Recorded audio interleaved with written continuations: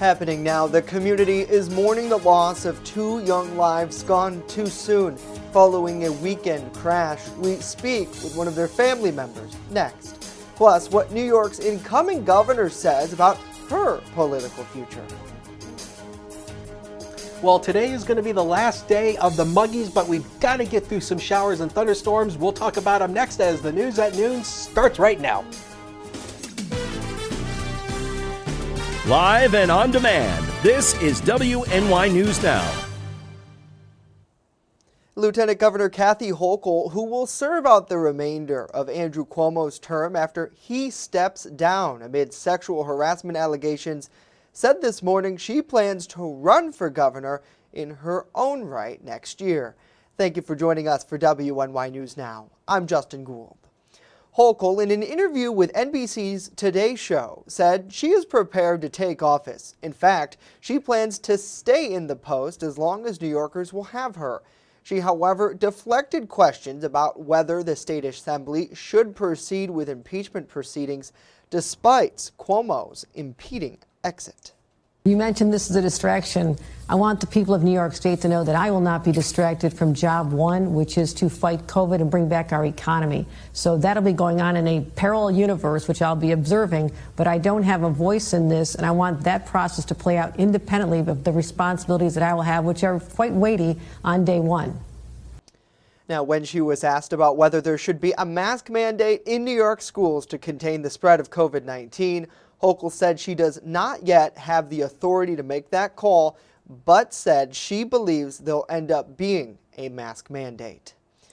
Well, for the first time that we heard at length from the woman poised to become New York State's governor, Lieutenant Governor Kathy Hochul will be replacing Andrew Cuomo following his resignation. Our Mario Cosentino with more from Hochul, who addressed the state yesterday. Our work has already begun. Kathy Hochul ready to become the 57th governor of the state of New York and the first woman in that role. I will fight like hell for you every single day, like I've always done and always will. The 62-year-old speaking publicly to New Yorkers in her first news conference since Governor Andrew Cuomo announced his resignation Tuesday, promising a different kind of leadership. No one will ever describe my administration as a toxic work environment. Immediately setting herself apart from Cuomo. I think it's very clear that the governor and I have not been close. No one who is named as doing anything unethical in the report will remain in my administration. The longtime Democrat assumes the role in less than 2 weeks. She's no stranger to politics, holding offices from the U.S. House of Representatives to county clerk. The transition to governing a state of about 20 million people coming at a challenging time, with the pandemic, Hochul says, being top priority. I'm going to be working with the communities where the rates are higher, the infection and the vaccination rates are lower, and to come up with a very strategic approach to target that and make sure we overcome the hesitation and worries. With 16 months left in the term when she takes over, Hochul says she plans to run for re-election. Cuomo announced he would step aside Tuesday after mounting calls for him to resign based on the Attorney General's report, which found he sexually harassed multiple women. Claims he denies. The governor expressing confidence in his successor. Kathy Hochul, my lieutenant governor, is smart and competent. This transition must be seamless. Hochul says she's intent on leaving the controversy surrounding Cuomo behind, but she'll be coming into the governor's mansion with a conflict of interest. Her husband is a general counsel, senior vice president and secretary of the Buffalo-based hospitality and gaming company Delaware North, and could be impacted by his wife's calls being made from the executive office. Mario Cosentino, WNY News Now. Mario, thank you. Governor Cuomo announced his resignation Tuesday, but he indicated he won't officially step down for another 2 weeks. Well, the Food and Drug Administration is expected to approve COVID-19 booster shots for immunocompromised people sometime today. That's according to a source who's familiar with the ongoing talks, though the FDA hasn't officially commented. This will end up being a third shot for Pfizer and Moderna's vaccines, which are 2 doses each. Now, in other news regarding vaccines comes from the CDC, who is strengthening its recommendation for pregnant women to get vaccinated against coronavirus. Based on new data, health officials are not seeing vaccine safety concerns regarding pregnancy, and on the contrary, the CDC says there are safety concerns for pregnant women who don't get vaccinated. Among these are increased risks of severe illnesses from COVID and adverse pregnancy outcomes, such as a preterm birth. Well, back here in Jamestown, the 4 people credited with saving the life of an elderly man who fell into the Chattacoin River last month are receiving formal recognition for their actions. This week, Jamestown Police Chief Tim Jackson, Captain Forrester, and Lieutenant Ward presented the group of citizens with recognition letters. Employees of Blackstone Nay Ultrasonics, Dean Bennett, Mike Campbell, Merle Delcamp, and Patty Carlson helped save a man estimated to be in his mid-50s or 60s from that riverbank back on July 19th. Chief Jackson reflected on the heroics shown that day. We'd like to thank you guys for everything you did. Probably saved that person's life that night. That was also the same night we had our officer run into that burning building, so a lot of heroes that night. The trio say they're just happy to be in the right place at the right time and that they couldn't have pulled the man from the river without help from responding Jamestown police officers. Certainly incredible, definite heroes. We thank you for joining us for WNY News Now. Let us know what you think about these stories and more in the comment section down below. We always love to hear from you. It's great to see Dwight, good to see Pam, Susan, Jill, Tori, Bronson, and Amanda. Hopefully you all are having a great day out there. We appreciate you tuning in. And it's a wet one for many, wet and, well, humid. Chief Forecaster Dakota Hunter joining us live with more on that, and it looks like it's raining down south too.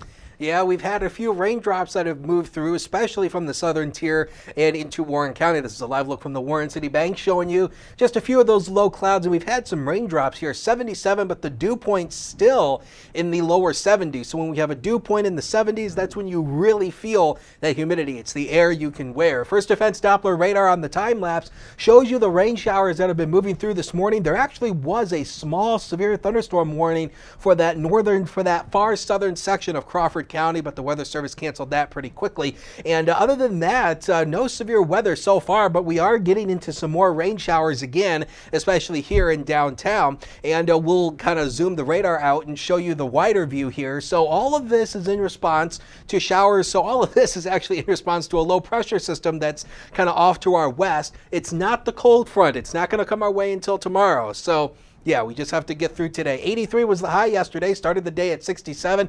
94, 38 are the record highs and lows. And don't forget, when we talk about dew point, we're talking about the moisture retention in the air. We're still here, upper 60s, lower 70s. So yeah, you're kind of feeling sick today. There's another emoji with a sensor bar that would probably fit the bill for that one as well. 82 to 88 today. Scattered showers and thunderstorms, some of them strong to severe, very humid, but it will be breezy. Southwest wind 10 to 20 with some wind gusts 35 to 40 miles per hour. Tomorrow will be the saving grace, but it's going to be later in the day. We'll see those showers and thunderstorms moving our way. Oh, hello.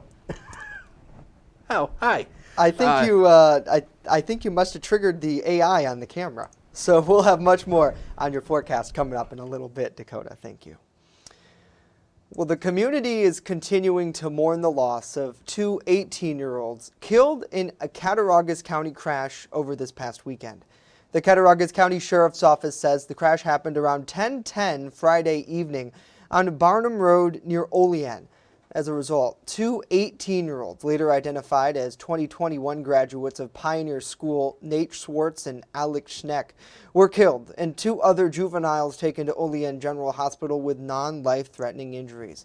WNY News Now storm chaser Mitch Bellinger is Schwartz's cousin, who spoke with us this morning about the accident and how his family's doing. Bellinger telling me the last months have been very tough for them, with Schwartz's mom recently losing her cancer fight and Bellinger's wife passing away too. Wife's grandfather passing away too. I kind of just said, hey, it comes in threes, what's next? And this was just not even thought of. So it's tough, but they definitely lean on each other and lots of support coming through. My phone's going off every minute. Do you know what happened? I know the Cattaraugus County Sheriff has been pretty tight-lipped about their investigation. Right. From what I hear, that the crash was pretty brutal. Yeah, it was brutal. As far as what we think or know that happened, we don't know what happened. We're in constant communication with the sheriff's department and the troopers, who keep saying it's going to take about 8 to 12 weeks before we even get an answer of what exactly happened. They've got tons of video footage, witness statements, obviously the vehicles.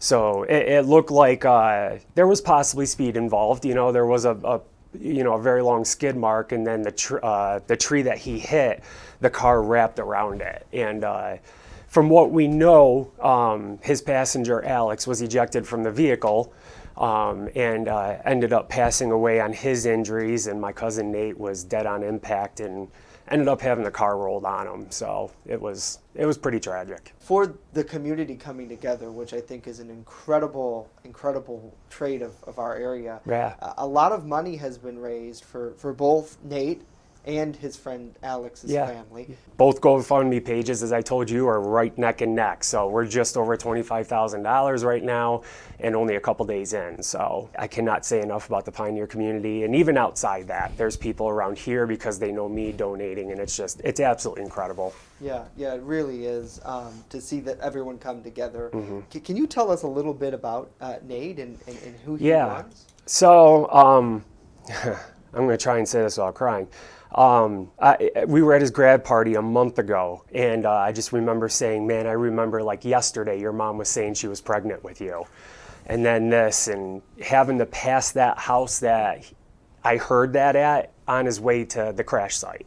So that was super tough. But Nate just had a heart of gold, loved everyone, very determined.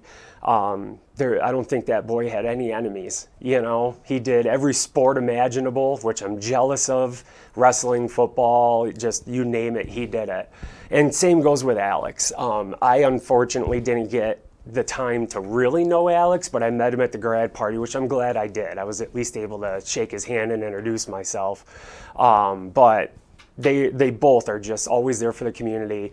The wrestling team, I mean, there's pictures just showing the outpouring of love from the wrestling teams and all the moms and stuff that are handling the GoFundMe pages and stuff. But Nate he was so adventurous, so determined. He was about to leave for college to become a lineman.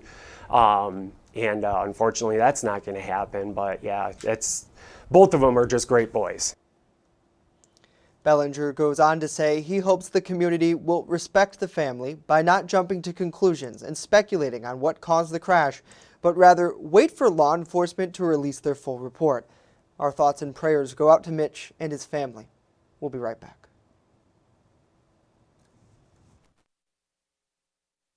With coverage that matters, this is WNY News Now.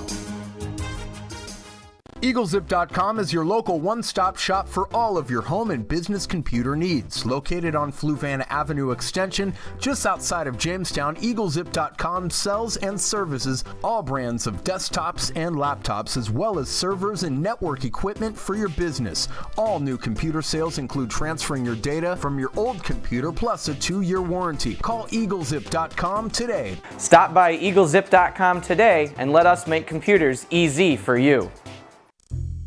Located along the Amish Trail, the Randolph Retail Company offers a variety of clothing, jewelry, and gifts for any occasion. Offering uptown merchandise at small-town prices, our locally owned business balances quality and value. With complimentary gift wrap here at the Randolph Retail Company, we pride ourselves in personal service. Check out our Facebook page or stop in today at 127 Main Street, Randolph, just a 20-minute drive from Jamestown. You're watching WNY News Now, where coverage comes first. A program to help reduce the spread of rabies in raccoons is underway in Chautauqua County. The Department of Health and Human Services says the effort is part of the ongoing project to reduce the presence of the rabies virus in wildlife all across the state. While ongoing field evaluations of an oral rabies vaccine called ONRAB will be happening later this month. Now, depending on the weather and some other scheduling factors, distributions of baits are expected to head out on August 18th through the 20th. The baits will be dropped mainly in the northern area of the county with a low-flying airplane doing the work. While the baits are not harmful to humans or pets, if you do come in contact with one, health experts say to immediately rinse the contacted area with warm soapy water. If your dog happens to bite the bait, don't attempt to remove it from their mouth. It won't harm them if ingested. Well, a big win for President Biden's so-called human infrastructure package, but it comes with a hefty price tag and no Republican support. Our Washington correspondent Matt Knadler is tracking your money and explains what could be in it for us. The U.S. Senate approving a sweeping $3.5 trillion budget resolution, paving the way for some of President Biden's top priorities to pass Congress later this year. The Democratic budget will bring a generational transformation to how our economy works for average Americans. So what's inside the framework? Well, Democrats want to expand education funding, including universal pre-K and free community college tuition for 2 years, paid parental and family leave, Medicare expansion, including lowering the eligibility age, along with a sweeping list of climate change legislation. The need for much of this, Democrats argue, is highlighted by the pandemic. Millions of women especially have left the workforce to take care of the children who weren't in school, families, etc. Budget reconciliation is a legislative shortcut in the Senate that allows one party to pass a bill using just a simple majority and to avoid the filibuster. That means Democrats would not need Republican support to pass this. Policies they want to put behind this budget resolution read like somebody walked across the rotunda to the House and handed the squad a pen and piece of paper. Senate Democrats still need to actually write the bill. Meanwhile, House Democrats have announced they will cut their August recess short and come back here to Washington to vote on the Senate's framework starting August 23rd. The bill, as amended, is passed. The vote on the $3.5 trillion framework came just hours after a rare bipartisan vote on the $1.2 trillion physical infrastructure package earlier Tuesday. All of those investments that are critical to lowering the cost for families, those issues can now be dealt with separately. In Washington, Matt Knadler reporting. Matt, thank you. The Census Bureau is planning to release population data used to draw congressional and state legislative districts. It comes more than 4 months after than usual. The states are already past their deadlines to draw those maps. That means many will have to hold special sessions in the fall focused on redistricting instead of handling it in the spring as usual.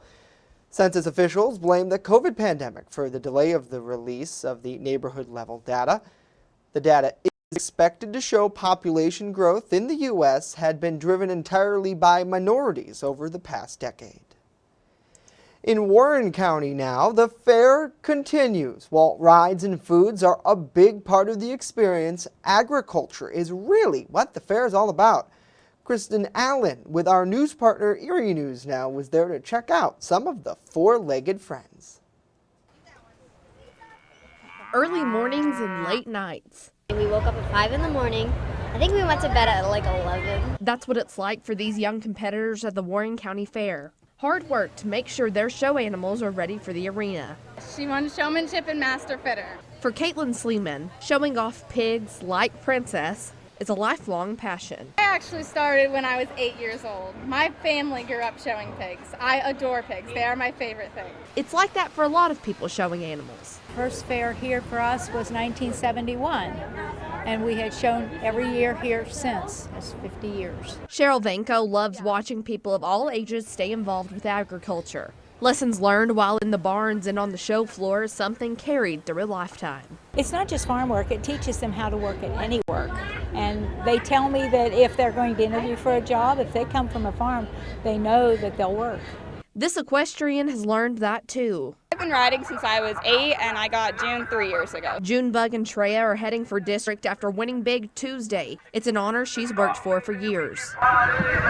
The biggest thing I've learned is probably to not give up, because there have been many times that I wanted to and I just kept going, and now I'm finally winning and getting my dreams accomplished. Working toward their dreams with their animals. So maybe one day they can win big too. You think you'll have cows forever when you grow up? Yes. Kristen Allen, WNY News Now. All right, Kristen, thank you. Excellent fair activities. It looks so much like fun. However, I know today there is that chance, and yesterday too, where they had to dodge a couple of showers out there, which, you know, the animals maybe, it's a free bath, right? For many of them. Except for the hogs. They don't care. Right. Yeah, they don't. Phew. More mud, though. More mud, though. They'd be happy about that. Especially on the hot and humid days, right? I've thought about it. Maybe I should, like, get some mud and lay in it or something, you know, when it's that hot. Well, hey, you know what? You know what? People put mud on their face for a mud pack. Yeah. Well, hey, you know what? There's mud baths, like at a spa. Like, you know, I keep thinking back to that one episode of What I Like About You. Yeah. Where, you know, she was supposed to go on a spa day with Val, but she was going to meet a member of NSYNC. That tells you how old the show is. Right, really. And so there was a pool full of mud. You could literally sit in a pool of mud with cucumbers on your eyes. Hey, the fancier the better, right? Yeah. Let us know what you guys think about that and all these stories in the comments. Good to see Mary. Great to see Tom, Ann, and Karen. Hopefully you're all having a great day. Staying cool out there. Lots of cool stuff weather-wise last night. I know a lot of people were looking towards the sky, Dakota. Yes, because the Perseid meteor shower is in peak, and so let's talk about the Perseids here. Now, it comes out of the comet 109P, otherwise known as the Swift-Tuttle comet, and it's actually the Perseids are actually in effect through the middle of July, through at least the end of this month, but the peak is right now until the 13th, and we could see pardon me, excuse me. Jeez. That's the first time. That's the first time I think I've ever sneezed on the air. So you did the armpit perfectly. Yes. So I appreciate that. Pardon me. Excuse me. But getting back, so 40 to 60 meters per hour, you'll likely not see 60 meters per hour, and the meteor velocity is going to be about 37 miles per second. So we may have a chance overnight is going to be your best chance. After midnight toward dawn, you may get at least a better chance of seeing those. 72 as a noon hour right now. South wind at 10. The dew point has came down a little bit. That's the good news. It's not as humid as it was yesterday, but it's still going to be noticeable out there. So Storm Prediction Center has actually trimmed this slight risk back a little bit. They've taken away the slight risk from the Lake Erie shoreline. And the reason for that has to do with a lake breeze. And so areas inland away from the lake shore may see a few stronger storms this afternoon. In fact, here's the thunderstorm impacts for you. It's mainly going to be heavy rain and definitely some strong winds through the afternoon today. There could be a small hail risk, but no tornado threat with this. The setup doesn't favor that at all. So let's take a look at First Defense Doppler radar. Another batch of light rain is moving on through.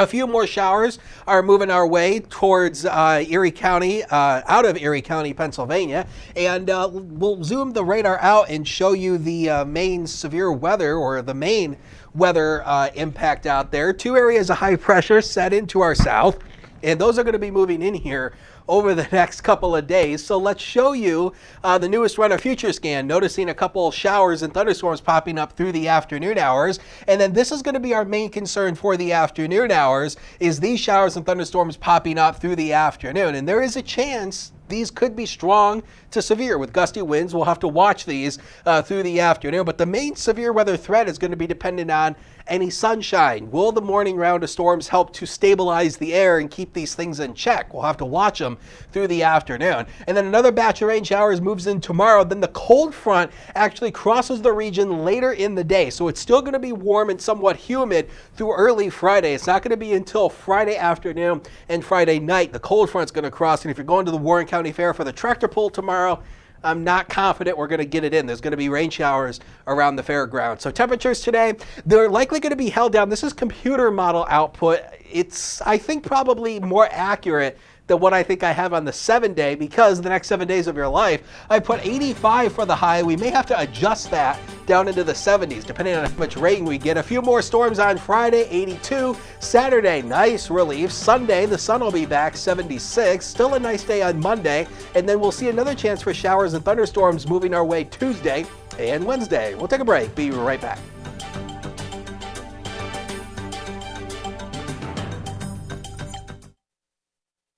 With coverage that matters, this is WNY News Now.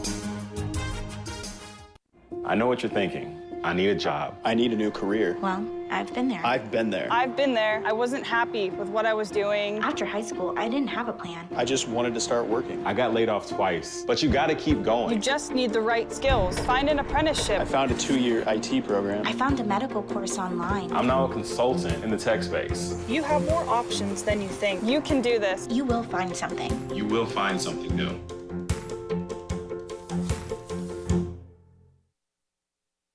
It's not just what we say, it's what we do. Local first. It isn't just our slogan.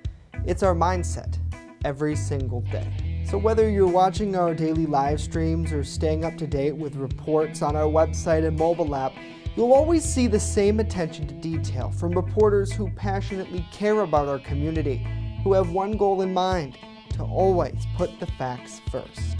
For me, it's more than just getting the forecast right. What I love the most about my job is that I come into work every day to help break down the weather, letting people know how this is going to impact their day.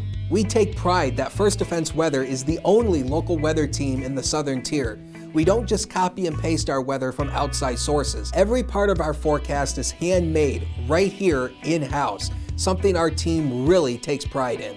What matters to you matters to us. Every story, every day. WNY News Now, where coverage comes first. I'm a survivor.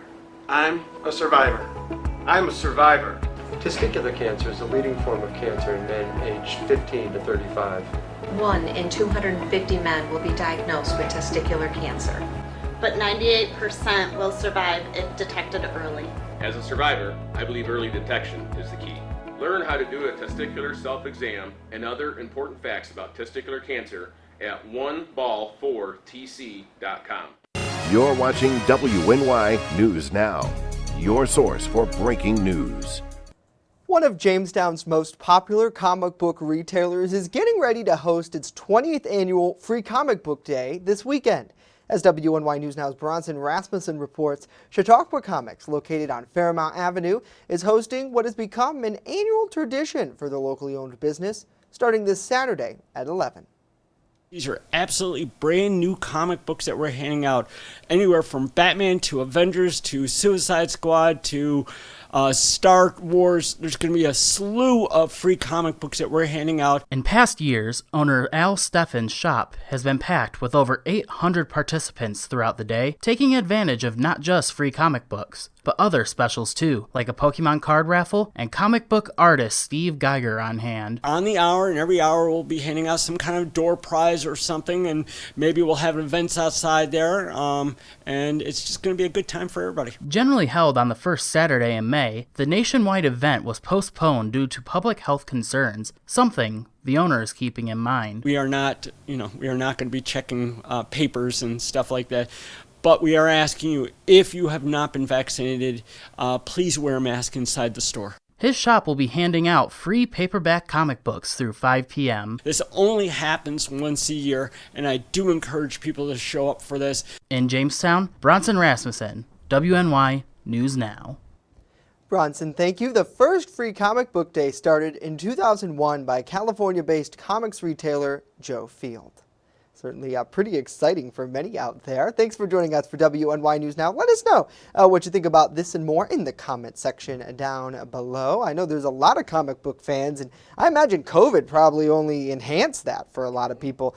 Being at home, having some time to read and reflect on things in life. So. Well, I mean, if you're like me, you probably have, well, I don't have any comic books, but I do have a stack of James Patterson novels sitting in the back of my closet. You got some reading to do, it sounds like. No. I never, even through the pandemic, I just never even bothered to go through there and read a book. And I have a whole stack load of these darn novels. There's probably 3 or 4 stacks like this. All stacked up. Novels. But ready to go for that rainy day. Who knows? We were joking.